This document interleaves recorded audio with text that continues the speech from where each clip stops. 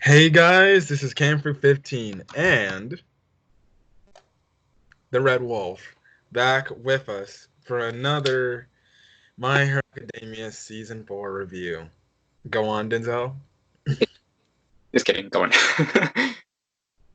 Anyways, we're back and we're here. So other than that, let's talk about today's My Hero Academia episode, albeit it wasn't a very impactful one. Like I said, more mellow, but still, it was a fun episode to watch. So anyways, this is My Hero Academia episode 17 of season 4, and the title is Relief for Licensed Trainees. So anyways, where the episode picks off is where essentially we last left off when those kids showed off all those crazy quirk powers that was kind of crazy. And, they kind of show them off to Bakugo and the others and stuff like that. And, one has like chomping balls or something like that. One has, I guess, Boa Hancock's Love Beam move. I don't know. Um, uh, what was another kid? A kid had a power quirk of dust. Um, I don't know how that would work to be a hero, but okay. Um, the the tongue tank guy with the freaking missile launcher coming out of the dude's mouth. That's the only memorable one I remember the most. So now I know what you mean. I guess out of all these quirks, before we get to the main point, what was the quirk that was most interesting to you out of those kids? I guess the so-called love beam you mentioned. It Yeah. was interesting. Anyways, essentially, the hero, I think it was Present Mike, who goes to UA, he was like, it's strange how these kids have super strong quirks and such great control over them. I didn't even have this power when I was their age. And basically, the dude from Shiketsu High basically explains as the future generations go, or future generations after future generations pass on, essentially their quirks get stronger. And he does mention a good point saying that if they get so strong, if that's the case, maybe one day it could be like hard for them to control the quirk and it could go out of control. And he basically called it the quirk singularity doomsday theory, which I just said, like to the point where someone can't control their quirk. So I guess you can also say maybe that's what Overhaul was trying to do, from the aspect of trying to get rid of quirks before, I guess, some quirk users can't handle the power. Um, that's my only guess to why Overhaul would do something by taking away quirks because of this theory. It's a pretty interesting theory. I'll say that. Any other thoughts you want to say about that interesting theory, Denzel? mm, I I guess I see what you mean. Like it would be catastrophic, especially when those kids are like, I don't know, very moody and disobedient and such. So Mm, and they will. What if they grow up to be that way too? yeah. Um, but anyways, after some, things, Bakugo and Todoroki and Reef Blower guy, they kind of essentially blow away their attacks like it's completely nothing. And there it cuts to this scene where it has Todoroki like embracing the girls, like, hey, yada yada yada. Look at just me. I'm so beautiful. And the little girl who's like in love with Todoroki, she's like, oh, he's so cute and stuff like that. Only to be realized it is Kami. And we kind of get her quirk, and her quirk is somewhat similar to Toga's quirk. But the only difference is she doesn't have to drink blood. But anyways, her quirk is, well, Kami, we find out is she's a second year student at Shuketsu High.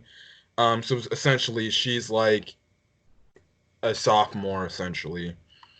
Uh, I guess in Japan terms, you call it a hard senior, or not a hard senior, a hard junior, or a middle-aged junior. Like it's like a fusion of sophomore and junior year, I guess, since they have 3 years. But her quirk is called glamour. Now I thought they would call it illusion, but it's called glamour, and essentially, basically, she makes illusions for a short period of time and can trick people. But I think it does mention she can't use it all that much or something like that. It's a pretty interesting quirk, which, like I said earlier, it's kind of like Toga's quirk. The only difference is I think Toga can, no, she has a limit to how long she can stay within that character, that respective character too. So it's kind of interesting and stuff like that. But and no, she does not get naked when she goes back to her illusion, if you guys wanted to know. That's the only difference. I guess that's another difference between her and Toga. She doesn't go naked. She turns back into she has her regular clothes on. It's a pretty interesting quirk. It kind of messes it up. Now, it did cut to Bakugo doing the same exact thing. I don't know if she transformed to Bakugo, but I think she transformed into Bakugo doing that. I think Bakugo was just laughing at the fact that she did that as Todoroki. That's just I believe. I believe that too. I believe that was the real Bakugo doing that same thing she made Todoroki do, and he was just laughing about it. Which it goes to show that his character, Bakugo's character, is a lot more carefree and more funny. We will get little bit about Bakugo's little character because we do see a little character growth this episode from Bakugo. I guess before we talk about what they later do, what is your thoughts on Kami's quirk? Yeah, when I saw it, like, so Toga pretty much, except she doesn't get naked. Yeah. the way she trolled that girl though, like, the girl was heated. She was heated.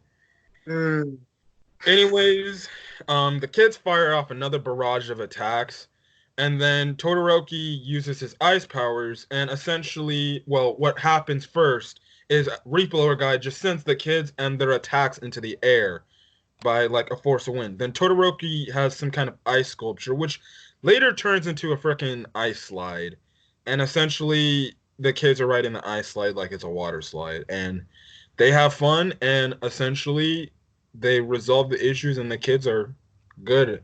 Now there was an interesting thing with the little smart aleck leader type of kid. He was like, "How could this be happening? This is crazy. We should be getting the best of them." Because the entire time he was like, "How are they not scared of our quirks? They should be afraid because they think would be like their teacher who was afraid of them." But you know, no. And what I found pretty cool, which is a good character moment for Bakugo, is he goes over to that kid and essentially is like, "Hey, go over there and have some fun. If you keep being jerks to other and pushing them down, essentially it's gonna fail for you to see your own weaknesses." And it goes to show because and this is what a good character development moment for Bakugo, because if you watch the very first episode of My Hero Academia, he was a D to Deku, and he basically ripped on him time in and time again, and he failed to realize his own exact weaknesses, which I thought was a good character building moment because it's like, well, dang, he really has come a long way. He still, doesn't like Deku. He has more of a mutual respect for Deku, but the fact that he's changed so much to a person where he would just literally call everyone in Class 1A just pathetic weaklings, essentially, to the point now he respects some people and he has some friends. Speaking of character development, shall we start talking about Endeavor next? Yes, we'll get to that. I'm just going in order, but I guess, well, we can talk a little bit. I guess we can save the Bakugo character development later on till the end of the episode because he has one more scene when he talks to Deku at the end. But anyways, that kind of it. Anyways, the kids are happy, and the President Mike, he's like essentially like, yeah. So teacher, it's your turn to get in control of these kids. So obviously the teacher's got to hold her end up at the bar again, and hopefully that teacher becomes a better teacher. Um, and also at the end, Gang Orca was saying some insults to the everybody there, but in reality, it's kind of him giving that tough love. And it's funny because one of them, like, the same present Mike, he came in, he's like, oh, he just won't admit it, but he loves those kids. Which I found pretty funny because, like I said, it's kind of that tough love thing. He doesn't want to admit that he's such a big softy, but really, he's a big softy. So Gang Orca, yes, it's great to see him again. Everyone likes him. I thought he was cool. He has one. I'm sorry, but he has one of the most badass looking designs in My Hero Academia. Straight up. If you're telling me that we do a top 10 character design for My Hero Academia, he might be number one for me. That's a badass. Again, excuse my language, but then again, kids should not be watching this if you're under the age of 13. But anyways, we cut to they all walk. They're Bakugo, Kami, Todoroki, and Reef Blower guy. Don't even know his name. I don't even have time to. But they all are walking together, and the Kami mentions like, I like you, Bakugo. Maybe you should keep being more quiet. And he's like, shut up. But as they're walking out, they did all mention how those four make a pretty good team. So it is pretty interesting. But anyways, they walk outside. We see the Shuketsu two people and All Might talking to each other, and essentially they were talking about possibly doing some kind of like joint connection slash team up, because of the fact that when Kami was essentially knocked out or kidnapped by the League of Villains, it kind of put the thing more on Shuketsu's learning, like, hey, maybe they're not going just after UA, but maybe some other students as well. So they're apparently UA and Shuketsu will try to stay in touch with each other and maybe possibly in the future work together to confront the League of Villains. So yeah. Also, we're gonna get to Denzel's part, which he would like to talk about. I figured you would want to explain this since you were ready to talk about Endeavor. Uh, what do I have to say? His eyes look different. The way he's speaking to Todoroki, like he's hoping to be like a better hero. He's gonna improve on becoming a better hero and a better father to Todoroki. And just, I was like, yeah, am I dreaming? Mm-hmm. Geez, all I can say is I'm looking forward to it to how he turns out in the future. That's Mm-hmm. Yeah, essentially, Endeavor was saying he was proud of Todoroki, and he wants Todoroki to be a hero, or he wants to be a hero that Todoroki can be proud of, as well as, like Denzel said, a father he can be proud of. Now, Todoroki kind of brushes it aside by slapping his hand, because he was trying to probably touch his head or something, but he slaps his hand like, get off me, and stuff like that. So Todoroki still has some resentment towards his father. And like I said, that's only this is only just the start of Endeavor's character development. As more as you see Endeavor go along, he'll have more character development moments, but there'll probably be more episodes, especially later down. You'll see. Now it does cut. Now after they're done, I think we're at the halfway point of the episode. It cuts to back what UA does. Deku basically monologue saying it's not. It's basically September's over with. It's October now. Fall starting. Um, they showed that all the work study students who were at the Shihasaikai raid of the base, essentially were at Night Eye's funeral. All Might was there as well, giving his condolences. And yeah, Centipeter also did take over, so now he is running the Night Eye agency. And basically, whenever Mirio's ready to come back, which I figure when he gets his powers back at some point, um, he'll probably go back and rejoin the agency. And I would not be shocked if, after some time, Mirio maybe later down in the future takes over the Night Eye agency as him as well. So I could possibly see that coming too. Holy crap. Oh my goodness, I gotta hurry up and because I want to watch the XFL. Anyways, they also cut to the hospital where Aries at, and essentially, Deku says like, she's regained consciousness, but because of her quirk, is still a little bit dangerous to be around. Visitors are still not allowed to see her.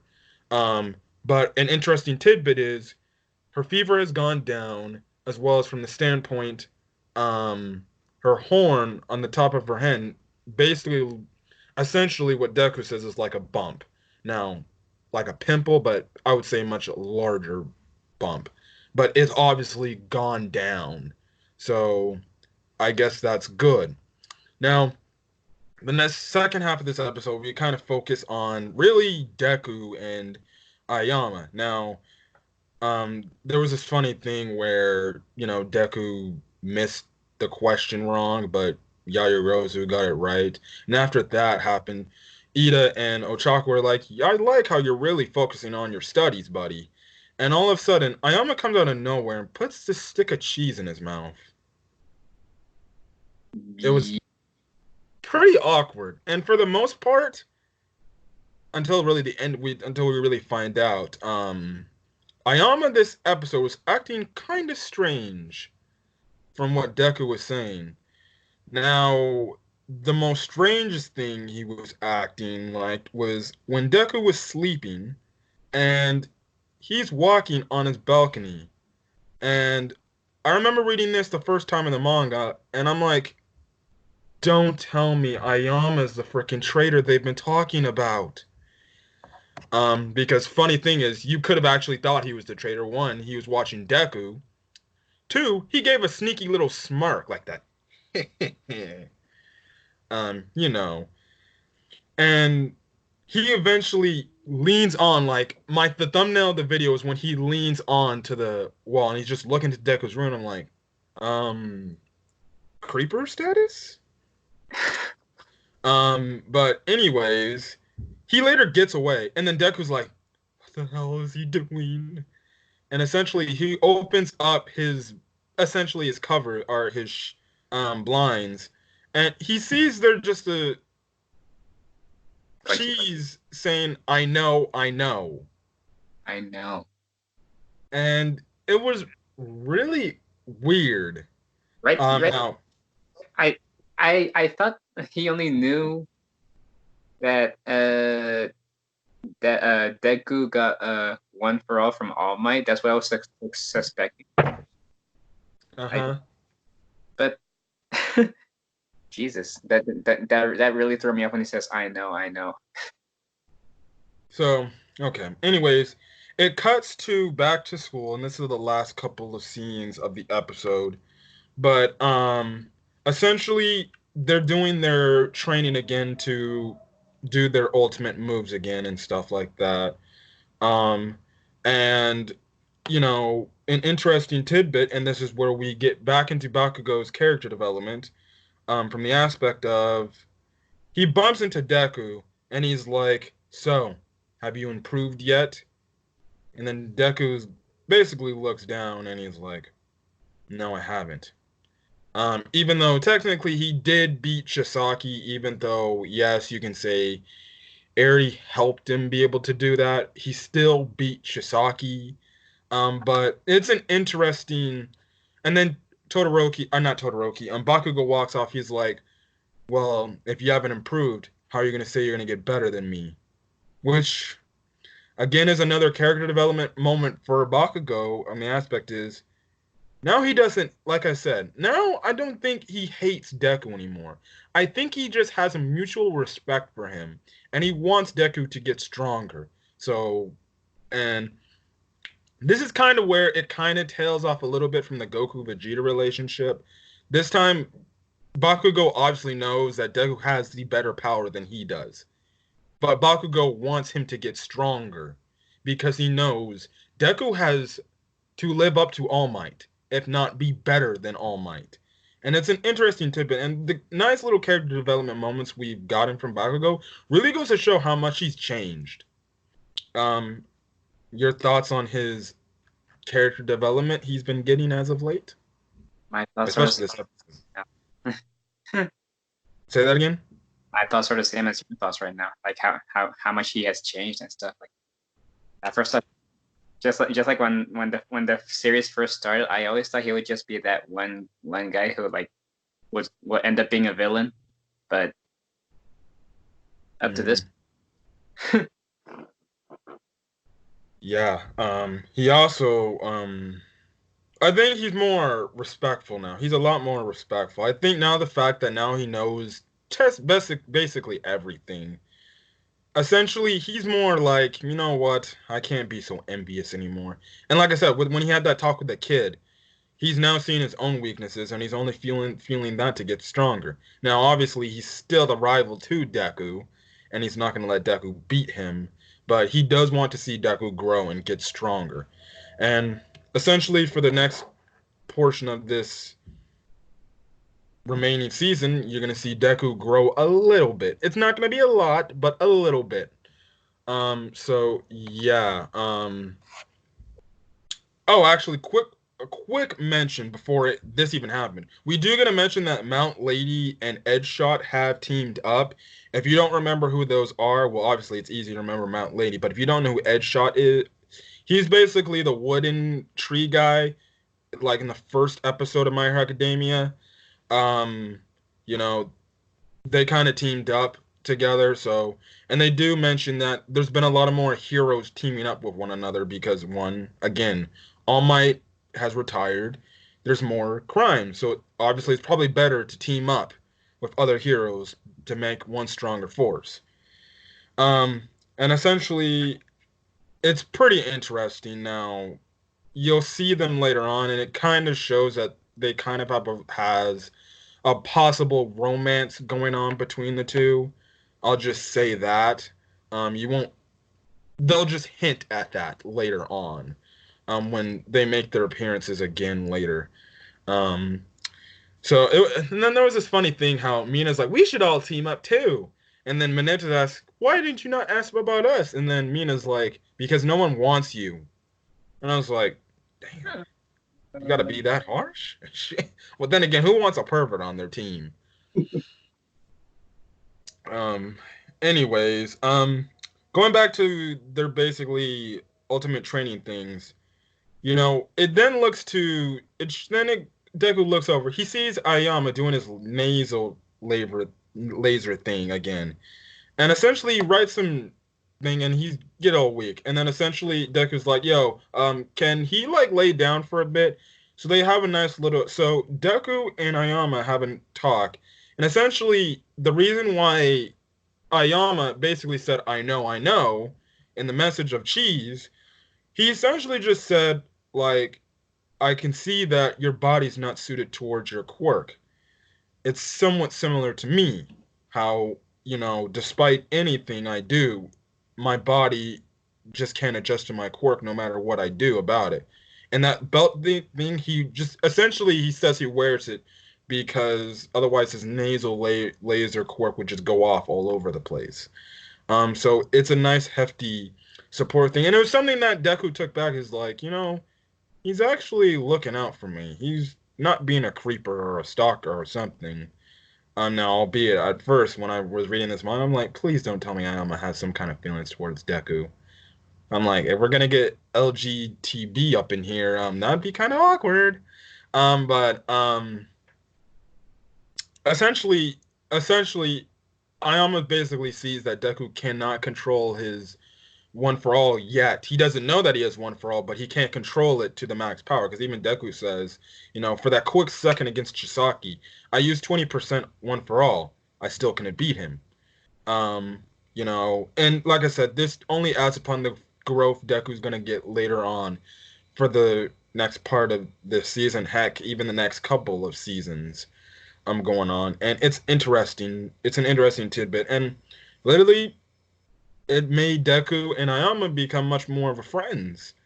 And we kind of get a little bit of backstory to Ayama too. So, even though it was small, the My Hero Academia is still giving some characters some good moments and some character moments, even if they're the smallest.